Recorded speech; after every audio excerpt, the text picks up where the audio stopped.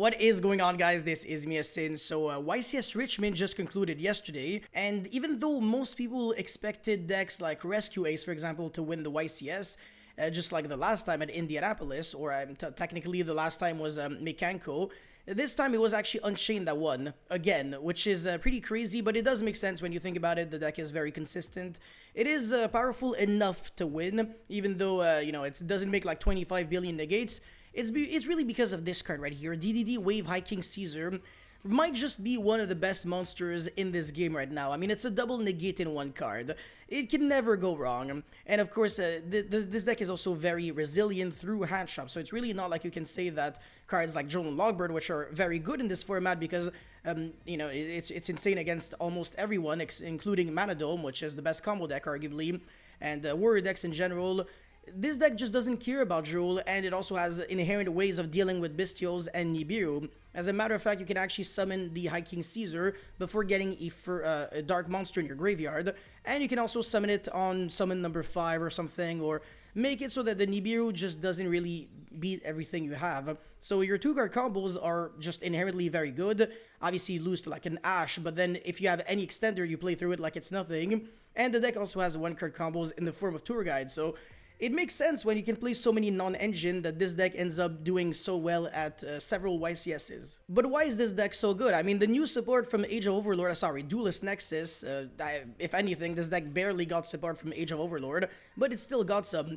But yeah, the new support really just changed everything with Unchained, so the Link 2 just is insane. I mean, it's a search from the deck or graveyard to hand, so you can bypass Joel and Logbird. And then, of course, Sharvara being just one of the most cracked custom card ever. It's basically another Aruha, but it's a quick effect, so if your Tour Guide, for example, gets Veiler or Imperm, you can straight up just chain the Sharvara and then you just win. And the Graveyard effect is also insane. Like, the fact that you can, again, set an Unchained card, well, rather a spell or trap card directly from your deck to your field, is absolutely cracked. Everything about this deck just makes you play around Droll and Logbird. You're almost never searching from your deck to your hand. There are some hands where you might maybe lose if you have to rely on Prosperity, but the fact that this deck can't play Prosperity in the first place just, again, proves how consistent this deck is. This deck does not need to draw. You can afford to sacrifice like 3 or 6 cards with Prosperity, no problem, because it's not a combo deck, it's a mid-range deck, but with, again, good enough combos to the point where you can win. And this deck is also very good inherently going second. You can crack boards. Obviously, Abyss Dweller is a real problem for this deck, but ironically enough, Shifter is actually not that problematic. As a matter of fact, if you're under Shifter, you can still OTK your opponent. You just can't make the same board as if you're going first, because cards like Yama or Sharvara, they won't really have their full abilities. Like, for example, when you're linking this off, you're not going to have the graveyard effect. Same thing with Sharvara. When you link it off, you're not going to be able to set an Unchained card, but it's really not the end of the world. And speaking of Shifter, this deck plays Shifter itself, which is crazy. I mean, it sides Shifter against decks that hard lose to Shifter, like Tear Elements, for example. And yeah, I mean, every card that would beat Unchained is no longer being played. Marionette Might was one of them, and people quickly figured out answers to it. So, for example, if they're ending on the Caesar, they don't necessarily have to end on the Rage as well. And if their opponent chains Marionette Might, they can just chain the Sharvara, destroy the Caesar, and then the Yama is going to trigger from the grave, revive back the Soul of Rage, and then they still have an interruption through the Marionette Might. Same thing with the Talons, because you're going to be reviving back the Unchained Soul of Rage in a separate chain link. And this card right here, Unchained Soul of Rage, like I said, this deck barely got support from Age of Overlord, but it still got some thanks to this card right here, SP Little Knight.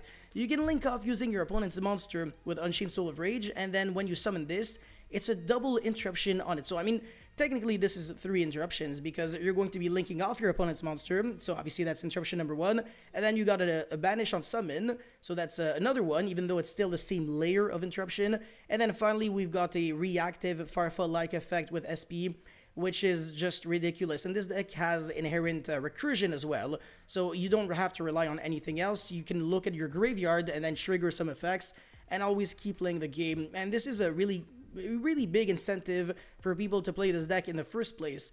Again, this deck has everything going for it. It plays through hand shops, it makes good boards, and it's very consistent, and it's, I want to say, the best deck at being able to utilize the triple tactic cards by a long shot. As a matter of fact, I want to say there has never been a deck that was this good as at using triple tactic thrust, because this is one of the only decks where setting a trap card going first when you get hand trapped and your opponent does not control a monster is still really good, because these cards are engine cards. So if you can destroy them with Aruha or Sharvara, then you just keep playing the game. And if you're going second, you can get your hands on some blowout board breakers like Change of Heart is a good one, Triple Tactic Talents, or Evenly Matched. Dark Ruler, technically, Herald of the Abyss in order to out the Expurli Noir. So this deck is very resourceful, and again, you have 6 copies of these cards if you want to.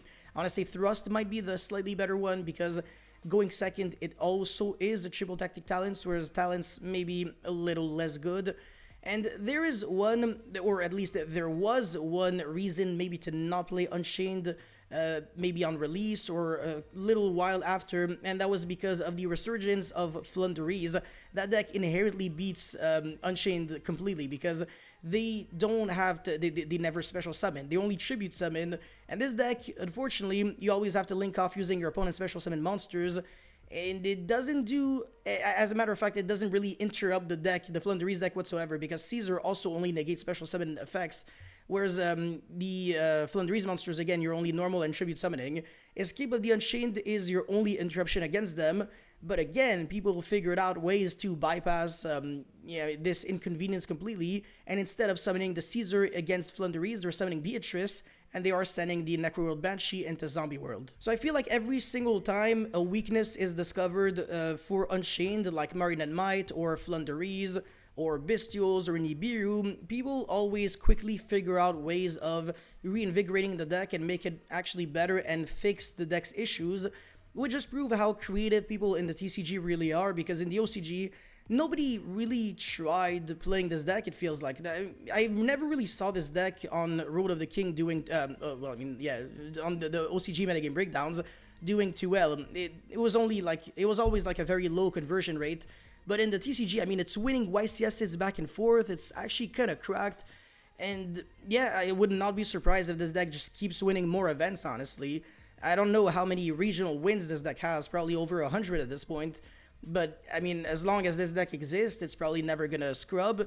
And if I had to pick some cards to get banned in the Unchained deck, the first one that I would think about, even though it's not an Unchained monster, is this card right here, DDD Wave Hiking Caesar. If we ban this card, it's going to not cripple Unchained completely, it's just going to remove their unfair aspect, and it's not going to be massive collateral damage to the DDD deck, because, well, first of all, nobody plays that deck, but also, second of all, even in the DDD deck itself, this card isn't that great. It's good, but it's not insane. So it's not, I mean, it's just that it's hard to summon, because you need the level 6 fusion monster twice.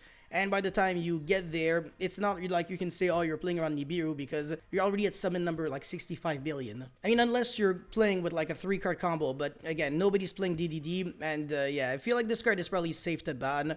Or if we kind of want to hit something else, I don't know, I mean, Limit Prosperity is just like a universal hit, and then maybe limit the triple tactic spell cards, limit Sharvara or something. I don't even know. They have so many substitutes. They have billions of combinations of 2-card combos, and they can search anything with the Abomination's Prison. And even if they draw multiple copies of Prison, they can still destroy the second one and then special summon another Unchained. It really doesn't feel like this deck can break or like suffer from redundancy too much, because it's actually one of those decks where having redundancy is a good thing. Every card does the same thing. You got like 7 or 8 cards that can allow you to special summon from deck when they're destroyed. That is honestly ridiculous. But yeah, you guys let me know your thoughts about Unchained in the comment section below. Do you think it should get banned in the near future, or do you think the deck is fair and people should just adapt to it and main deck like 12 or 15 outs to it, even though it's wishful thinking, because most cards are honestly very bad against Unchained. So you let me know in the comment section below. Thank you guys so much for watching. Don't forget to like and subscribe, and I'll see you guys very soon. Peace.